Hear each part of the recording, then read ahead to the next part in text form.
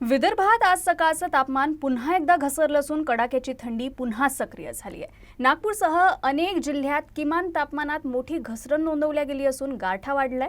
नागपुरात रविवार सकाळी 8.5 अंश सेल्सिअस किमान तापमानाची नोंद झाली, तर गोंदिया जिल्हा 8.2 अंश सेल्सिअस किमान तापमानासह विदर्भातला सर्वात थंड जिल्हा ठरलाय।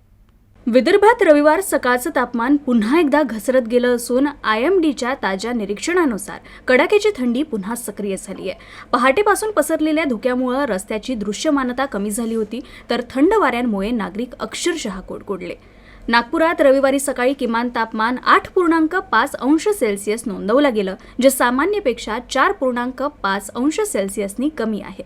गोंदियातही पारा 8.2 अंश सेल्सिअस पर्यंत घसरून विदर्भातील सर्वात थंड जिल्ह्याच्या यादीत पुन्हा अव्वल ठरलाय। यवतमाळ, वर्धा, भंडारा आणि चंद्रपूर या जिल्ह्यातही थंडीचा जोर कायम असून तापमान 10 ते 12 अंशांदरम्यान स्थिरावलं आहे। विशेष म्हणजे चंद्रपूरसारख्या उष्णतेसाठी प्रसिद्ध असलेल्या भागातही आज 11.8 अंश सेल्सिअस इतकी किमान तापमानाची नोंद झाली आहे।